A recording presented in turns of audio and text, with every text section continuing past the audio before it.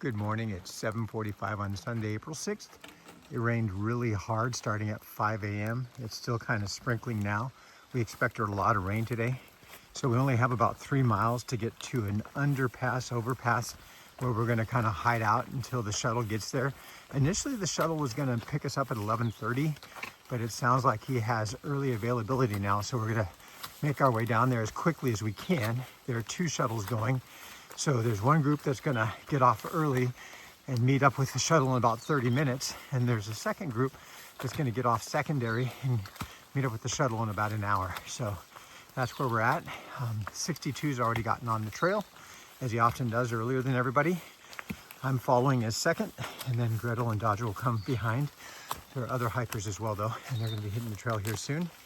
And just hope I can get down there before the heavy downpours start.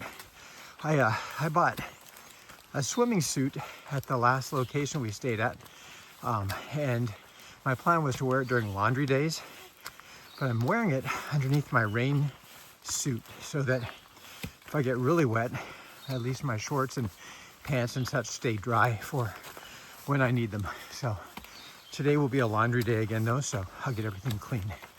Trail's pretty this morning and all is well. Hopefully this is a quick 3 miles. It's downhill, so let's just see how it goes. I've been on the trail for probably about 10 minutes. It's pretty damp and wet, just drizzling now, or it could potentially be the drops coming off the trees. So hopefully we can make it our 3 miles again without it downpouring like it was at 5 in the morning. It was probably about a 10 to 15 minute heavy downpour. I haven't had any experience with mice in the shelter, thank God, but I guess they were scurrying about a lot last night, and Dodger had one crawling up his back as he was sleeping. So I guess that was kind of eerie. Thankfully they didn't bother me. I like to sleep on the top level of the shelter. He was sleeping on the bottom, so maybe that's where the mice, rats, whatever they are, hang out. I think they're mice. Anyway, this trail that I'm walking at the moment is very well done. Very easy to walk, so it should be a faster walk than usual. Usually we're climbing over roots and rocks and going up steep and down steep. This one is really kind of level almost. It's downhill the whole way, but it's a gradual downhill and it's very cushiony. If anything, I just have to be mindful of these wet leaves because they're easy to slip and fall in. Yeah, all's well right now, and it'll be even better when we're in town and we're able to resupply and get cleaned up again. That's always a nice treat. We've been stopping into towns quite often lately, but I mean, the weather really does dictate what you choose to do, and we're just trying to stay safe. And there have been some reoccurring injuries with some of us, not me, thank God. So that kind of takes you off trail, but we are making pretty good progress. We're averaging just a little over 10 miles a day, even though lately we've been hiking 12 to 15 mile days. We have had some short days, which have kind of taken away from that. So today, for instance, we're only hiking 3 miles to get to town, but we'll make it up on a future date when we hike maybe 15. We definitely want to start picking it up though, because some of these people that are on timelines with their visas are falling behind, or they feel like they're falling behind. I truly think they still have time, but we'll see how it goes. So yeah, here's an example of a down tree. I don't know if somebody went at it with an axe, because it looks like it's been chopped up a little bit. I'm more than likely going to go over the top of it, not underneath, but we'll see how it plays out. Sunday, April 6th, and we're exiting the Smokies. We have to put our secondary permit in this little deposit area to show that we're leaving the park. We came in on the 29th, so 8 days, and that's how much time they give you. We also stopped in Gatlinburg for a day though, so they account for that. Thank you. 8:32 a.m. Signs of civilization, your electrical power, and then grid, I guess. And we're officially out of the Smokies. You saw me put my secondary permit in the box checking out of the Smokies. So we are now out, which is one milestone, benchmark, whatever you want to call it, down. And again, now we're heading north towards this section of North Carolina, Tennessee, and South Virginia, southwestern Virginia, I guess you'd say, where the damage from the hurricane hit. Now, we probably won't see any of that for another 2 or 3 days, but it will be definitely interesting to see how they're faring at this point. But here's where I'm at. I'm not certain how far out I am from actually getting to our pickup. We have a bit of time because he's shuttling that other group from the last gap, and makes it easier for his schedule and better for us because we wanted to get that extra 2 miles in today, instead of having to go all the way back to that dirt road and start from there. So actually today's trail has been very, very mild so far. We had a teeny bit of climbing coming out of that gap, but otherwise pretty easy. And we should be getting aboard his shuttle here soon and on our way into Newport, Tennessee. So yeah, I guess we'll show you what that looks like when we get there. We have our first stream crossing in a while. Thankfully, it's got some good rocks here that I'll walk you across. There's a waterfall there, and it just goes on down that way. But yeah, I think it's easy enough to navigate without getting wet. And there you are, we're across already. Pretty simple. So one thing I haven't talked about, you know, there's more to hiking a long trail like this than just walking the trail. There's a lot of having to manage your day. For instance, you can't necessarily manage the weather, but you can look to see what upcoming weather is coming your way so that you can prepare for it. You don't want to be miserable in the cold and the rain. We've been caught out in both situations, so we know that we don't want to do that again, or if we have to, it's only because there's no other choice. You have to manage your resupply. You have to know when you're going to get resupplied again and how much food you need to carry for the next few days, because there's a fine balance between keeping your backpack light enough to make it comfortable and having enough food. Now, I've been fine with both. I'm actually getting to the point where I don't mind adding a little bit of weight to my pack because my pack is fairly light. It's been averaging 32 to 34 pounds, and all these other people are 35 to 40. So I don't mind adding a few extra pounds. The swim trunks added weight. I mean, not a pound, but they added weight. And you know, I'm starting to add foods that I know I'll eat out here. Silly things like chips, Cheez-Its, stuff like that. I know I'll eat that stuff. You just have to repackage it in baggies so that it's not taking up so much room in your pack. I'm so tired of eating the same foods over and over again. Typically what we eat on the trail are top ramen, which I love, but I'm getting to the point where I don't love it so much anymore. Idaho instant mashed potatoes, instant stuffing mix, the Nor's meals, the noodles and the rices, those are really good actually. The little packets, I don't like salmon or fish, tuna, but they have packets of chicken that I've been getting and eating. Peanut butter and honey. Last time we stayed at a hotel, I took some little jelly packets they had, and so I had peanut butter and jelly. I'm tired of tortillas, but they have like little crushed bagels that I'm gonna start getting. And you know, hot chocolate, oatmeal, Pop-Tarts. I'm even kind of getting sick of all of that, but I'm coming up with ways to supplement. Other people on the trail, you know, they are doing what they're doing with food. And so I kind of look and see what they've been up to, and it kind of gives me new ideas for variety. You know, I'm only 242 miles into it, 243 miles into it. I've got a long stretch ahead of me if I'm gonna make this whole thing. So I gotta make certain that I'm eating enough and obviously drinking enough. I think health-wise now, I'm staying hydrated, thank goodness. So I'll continue to do that. One suggestion from a fellow hiker, Father Time, great guy, is to drink a gallon of chocolate milk when you're in town, because that really helps out. So I've been getting big jugs of chocolate milk when I'm in town, and I drink the whole thing, and it's good. And I'll be doing that again today. So, you know, there's food resupply. You have to worry about your gear. I've had some failed gear. My sun gloves had a hole in them, so I sewed them up the other night. Not a big deal. My air pump basically died on me in the freezing cold, and it was not going to come back to life, so I ended up having to toss it. I lost my headlamp. I got one free from someone on the trail, though it was a white light and I needed a red light, so I ended up just getting a new headlamp, and I donated that other headlamp to the hiker box for anybody that comes down the line. You find a lot of gear left behind in shelters and even on the trail. I found some really, really nice gaiters yesterday, and so they're in my pack right now. What I typically do when I find stuff is I try to find the owner, obviously. If I can't, then I offer it up to any fellow hikers that might want it. If they don't want it, I leave it in a hiker box for someone that comes along that might want it later on down the line. So that's kind of how this goes. There's just so much that you have to plan for. I'll be honest, I think my time having been in the Coast Guard, as well as my lengthy time as a teacher, has helped me learn to overcome challenges quickly and easily, and to adapt and overcome, and to be good at planning ahead. So I appreciate all the experience I've had in doing that, and I feel that's a strength I have out here on the trail. But anyway, it's beautiful this morning, the scenery. There's a little squirrel going nuts over here. I haven't seen much wildlife, but it's beautiful out here. It's drizzly at the moment, not too bad. And I think I'm about a mile out from my pickup, maybe less.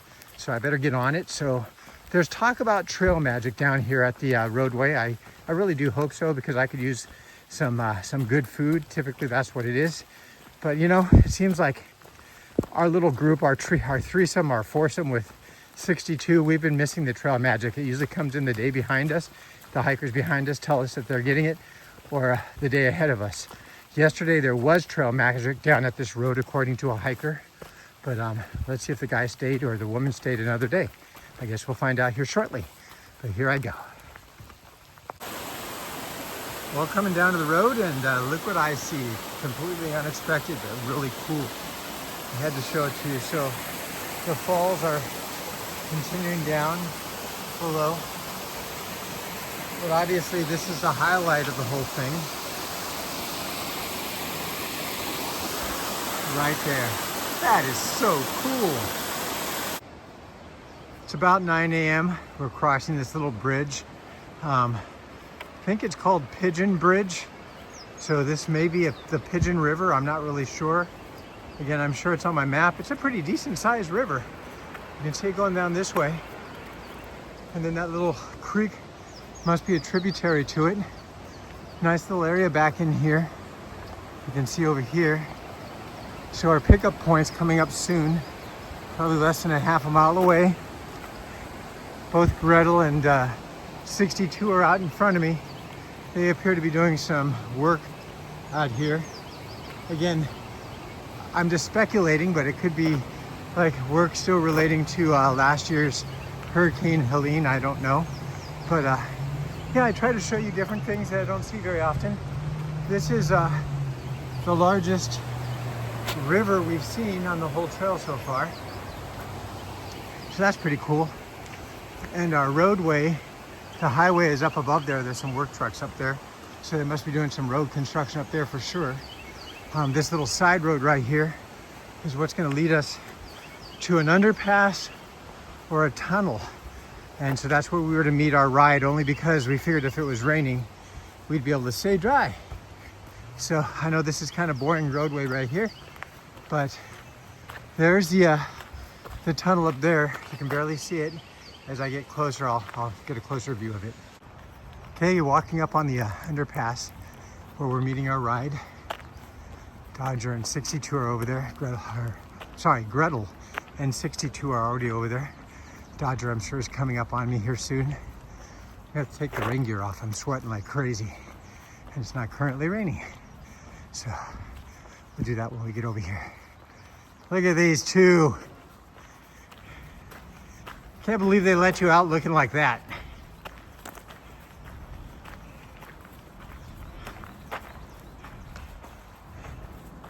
All right. It's currently 10:45 a.m. We are in Newport, Tennessee, at the Best Western. We just took showers. I started the laundry. The others are down there finishing the laundry. Again, pack explosion is what we call it, when you just throw your stuff everywhere. People are cleaning their gear. We're cleaning our clothing.